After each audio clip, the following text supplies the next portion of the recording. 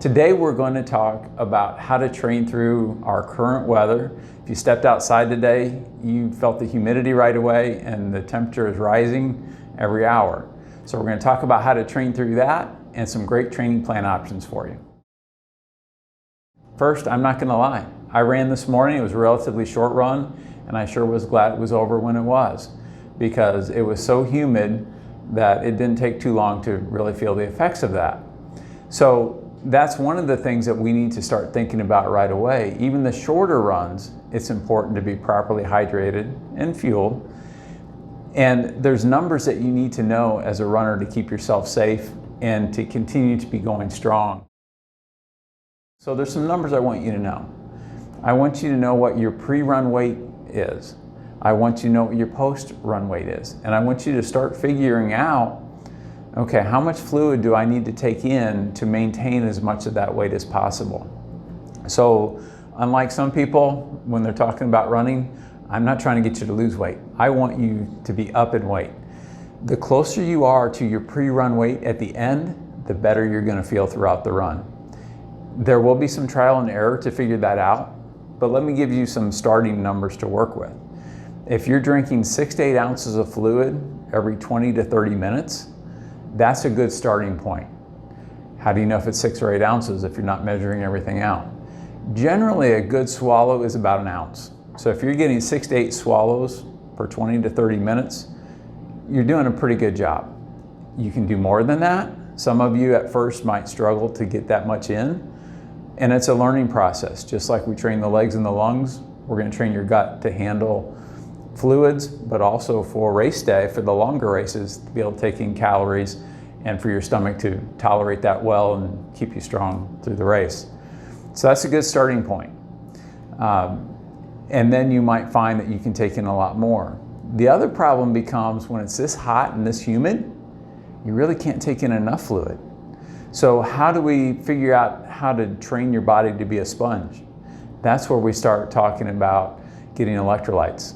Specifically, salt is a big one. If you get that, if you're getting enough salt, whether it's from a sports drink or a gel or salt tabs, now your body can absorb more fluid. It can pull it across the cell membrane and actually absorb it. How much you take in doesn't matter nearly as much as how much you can absorb. So that's very important for us to think about. So now you're convinced that you need to take in fluids, but you're thinking, wait a minute, how am I going to do all of this? I don't want to carry a water bottle. I don't want to carry a water vest. I don't want to do all of those things, which are great. And if you don't mind doing those, I would do them because it makes it very handy. But I'm going to give you some other ideas to consider to make this a little bit easier. First, I like to think of hydration and caloric intake as an IV drip, because we know the less you take, the more often, the more readily it's absorbed, and your body's happy you're taking that in little dosages. So we don't want to stop once an hour and try to drink a liter of water. It's just not going to work very well. Your stomach's going to be upset. You're not going to be able to continue to run.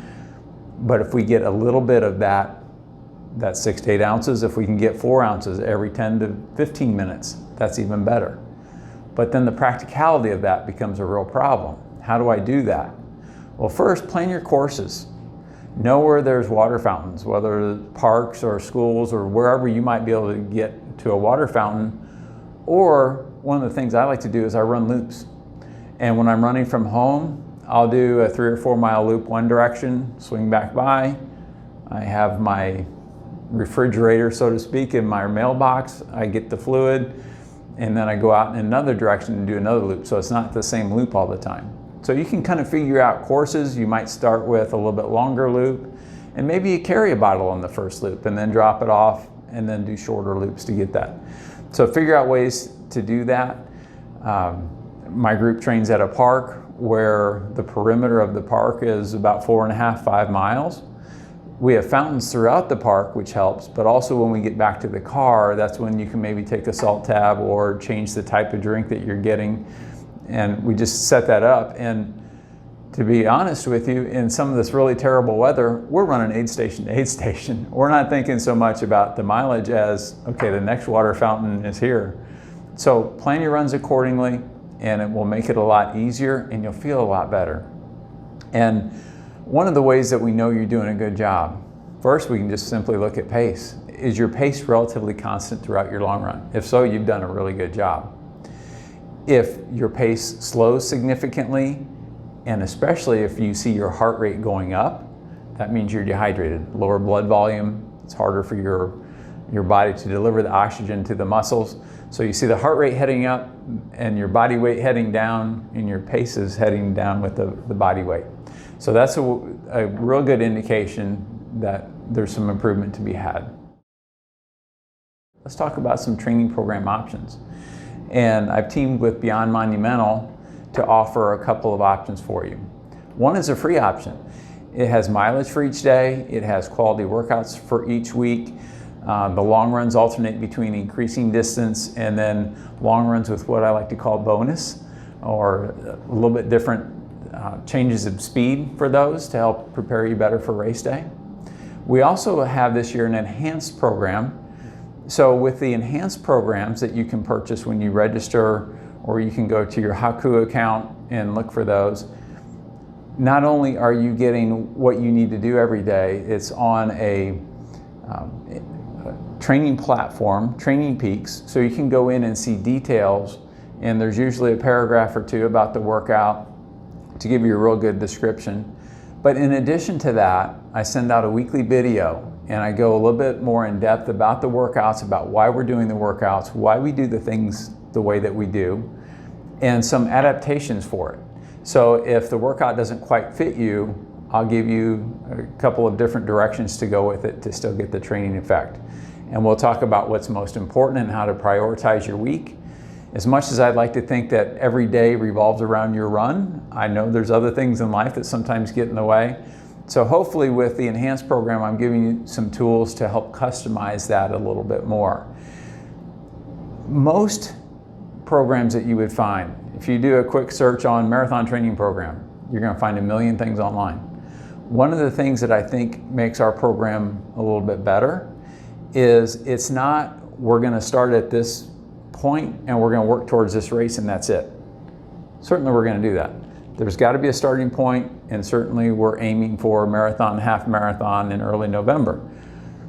But in addition, the workout mix is such that I'm trying to develop you as a runner. If you kind of do the same build up each time, there's some improvement to be had in doing it that way. But the way that we do it and the way that we mix the different types of workouts, the next time you start training for something, which hopefully is shortly after these races, you'll be better and you'll be a better, more well-rounded runner. So we can keep building on those season after season. Thank you for joining us today for today's video. Hopefully it was something that you learned. If something wasn't clear or it's raised more questions for you, please let us know. If you have ideas for future video blogs or written blogs, please let us know that as well. We want to make sure that we're addressing the things that are important to you. You can email us at training@beyondmonumental.org. Again, I'm Matt Ebersole, and thank you for joining us today.